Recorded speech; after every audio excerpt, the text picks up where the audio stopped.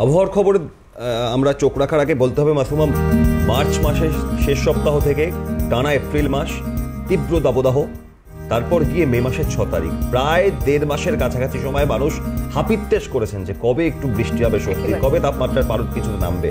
তারপর বৃষ্টি আসলো, আবহাওয়ার পরিবর্তন হলো, কিন্তু সেই সুখ যে খুব একটা দীর্ঘস্থায়ী নয় তার পূর্বাভাস মিলেছে।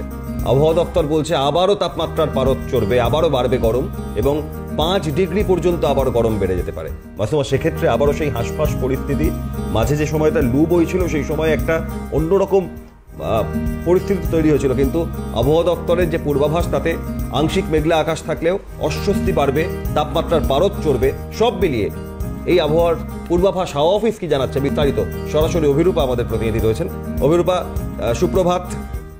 কয়েকদিন একটু স্বস্তি মিলেছিল, তাপমাত্রার পারদ 37, 36, 38-এ ঘোরাফেরা করছিল, যা 43-এ পৌঁছে গিয়েছিল, সেখান থেকে নেবে আবারও একটা অশনি সংকেত পাওয়া যাচ্ছে, কি খবর?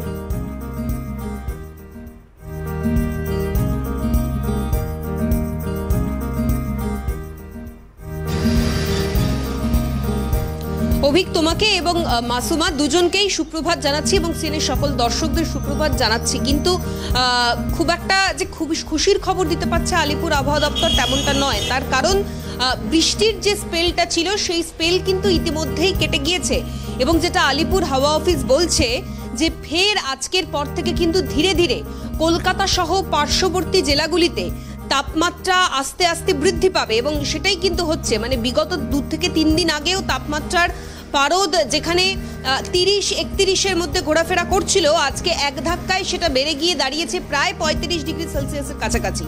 স্বাভাবিকের থেকে এখনো 1 ডিগ্রি কম হলেও যেটা আলিপুর হাওয়া অফিস বলছে যে আজকে মঙ্গলবার অর্থাৎ বুধ এবং বৃহস্পতিবারের পর থেকে কিন্তু সেটা স্বাভাবিকের থেকে বেশি তাপমাত্রায় গিয়ে পৌঁছবে।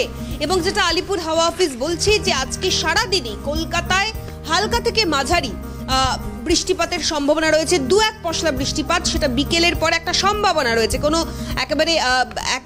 একেবারে প্রেডিকশন দেওয়া হচ্ছে না যে নির্দিষ্টভাবে হবেই। এবং উল্লেখযোগ্যভাবে বলা হচ্ছে আজকে প্রধানত মেঘলা আকাশ থাকলেও আগামী কালকের পর থেকে কিন্তু আকাশ পরিষ্কার হবে এবং রৌদ্রোজ্জ্বল তাপমাত্রা পরিস্থিতি সেটা বজায় থাকবে। এবং শুধু তাই নয়, আজকে থেকেই একটা অস্বস্তিকর অর্থাৎ প্রবল যে হিউমিডিটি, সেই হিউমিডিটি বাড়তে শুরু করেছে। একেবারে অর্থাৎ আগামী কয়েকটা দিন আবারও একটা হাঁসফাঁস পরিস্থিতি এবং ক্রমশ মানুষের অস্বস্তি, তার পারদ ঊর্ধ্বমুখী হবে। আপাতত অনেক ধন্যবাদ অভিরূপা সাহাকে।